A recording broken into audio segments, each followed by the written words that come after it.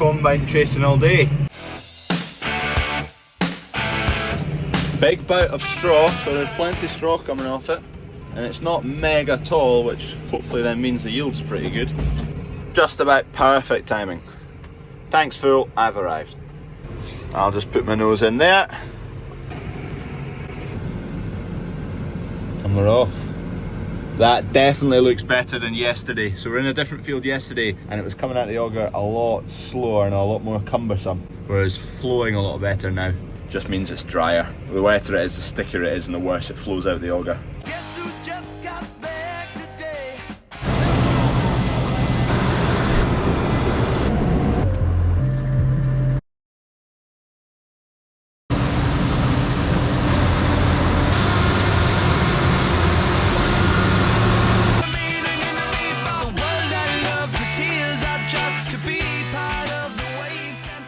I've just stopped in past the weighbridge. We're weighing all this because yard 3, it's a contracted yard, so we need to know exactly what weight has come off of the fields because it's going to mix with our own yards. So when we come to sell it, we know exactly how much of what we're selling is from yard 3.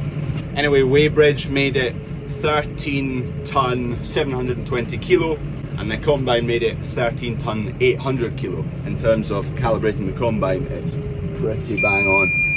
We'll also moisture test it as well so that we know how much drying charge to add, because if you put 13 ton of 18% barley into the grain dryer, you don't get 13 ton out because you remove 4% moisture, which accounts for some weight loss. So there's data to tell you how much weight loss to take off per percentage point of moisture. Alright, I'm abandoning that in the field here. Kev's going to drive that tractor for a wee bit and his own tractor, just do the both. S&A, the shed builders, are here to do a site visit, so me and Dad's going to go and see them for, I don't know, hopefully just 15-20 minutes and then I'll be back. Here comes my taxi.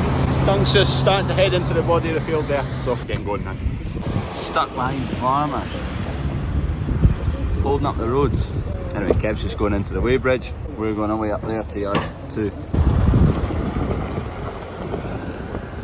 Just plotting exactly where we're going to line up. This doesn't look good. Is there still some in the tank? The engagement system for the auger here wouldn't turn off. That's why I've got a really full trailer. Basically there's a pulley up there with a ram on it. The ram at the back wasn't fully retarding. We've gone and given it a wiggle about and a shuggle, and it now seems to be working, so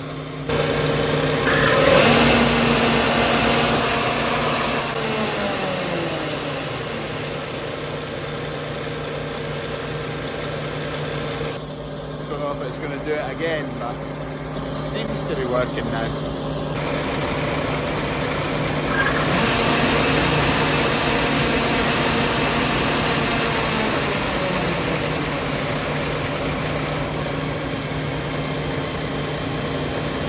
Consensus, we hope it's fine.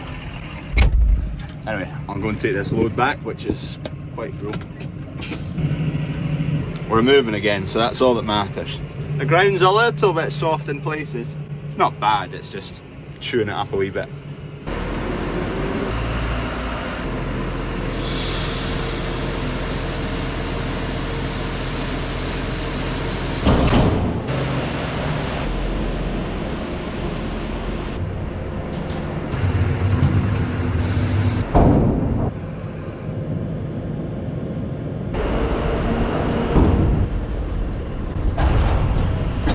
Nothing beats at harvest and a belter of a Scotch egg. You beauty. Getting them at CrawfordsFarm shop. Kev had a wee spillage. Question is, if that was me, would I have showed you it? The pile's starting to grow now. There's still not another batch out the dryer yet. The sample's a lot cleaner now. Still a wee bit hairy in terms of odds, so yeah. The weather's not amazing for the next few days, so kick on. If we were due a week of sunshine, we've only really got the barley to cut just now, and then we've got a bit of a gap, so if we were due a week of sunshine, we wouldn't be combining, but it's very mixed, and it's not bad. Moisture-wise, it's like 16%, so we'll definitely take that. Improving all the time. Dad's just tested it, so it's 15.5 moisture levels, so happy days. Basically got a 15 hectare block to do. We've got plenty more to do, but we'll check the weather later. We might just leave the rest because it can still do with another day or two. But the 15 hectare block, it's pretty much good to go. We don't have the luxury in Scotland here of combining everything at 14% or less. I think we're having bother again with the unloading auger. See what's happened now.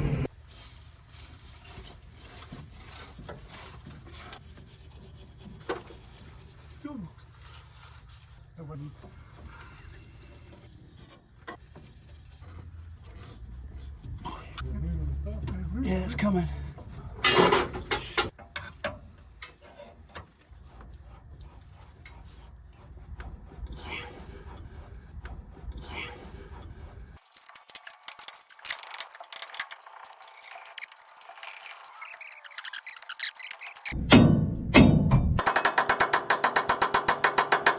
Bushing's coming out a wee bit on the other side.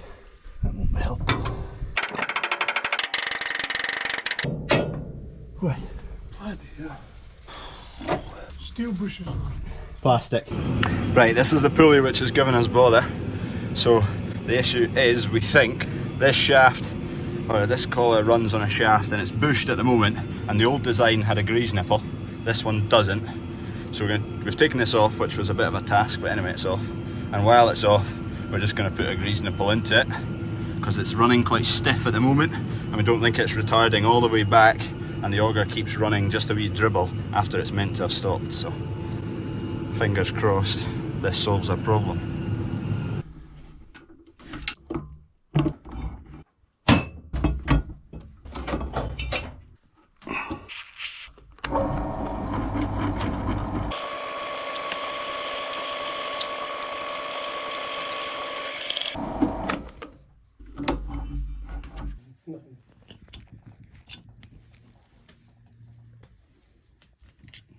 Okay, grease nipple on.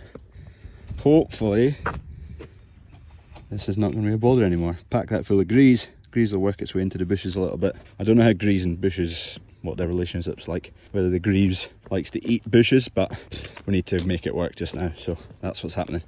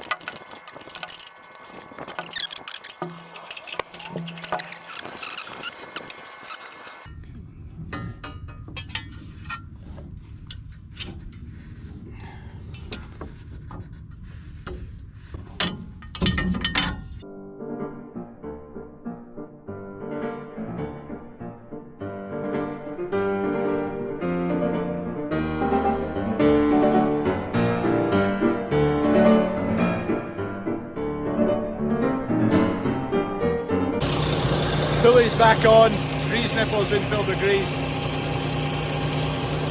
Hopefully it works.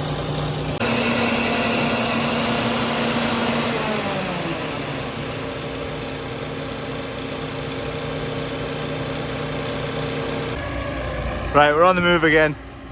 Oh, maybe not. Just put the chopper on there because there's a big hollow in this field, and one, it's a pain to actually sort out any straw in the hollow, and it's not as ripe on some parts of it, so we just chop that hollow usually. We wound up 2.5 hours downtime there. Fingers crossed that's problem solved. I need to go get some water, jeez. This is the hollow in here. Dunk's head off right through the middle of it. No distinct pattern. Straight as an arrow. Start up my motor, eat, drink some burgers and cola, feed my addictions and vices. Oh, how my Spider-Man.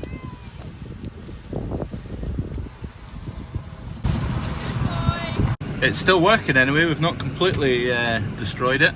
Let's just see if it stops now. And there we go, that's it. Right, it's definitely stopped quicker than usual, or it has been. Normally there's still grain dribbling out of there.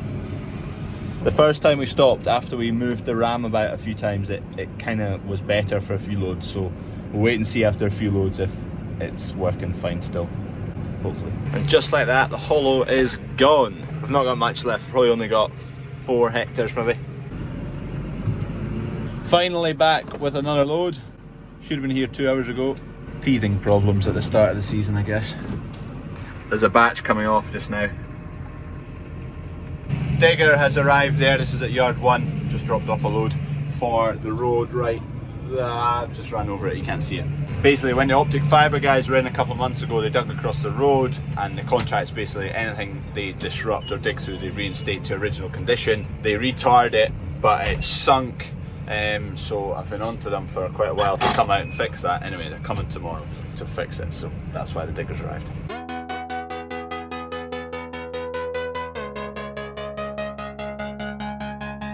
No, no, no, no, no, no! Oh, no. There's a dark cloud above us, but it's blue all round, so hopefully it just keeps passing by and doesn't drop too much rain on us. There's been showers round all day, but this is the first that's started to fall on us.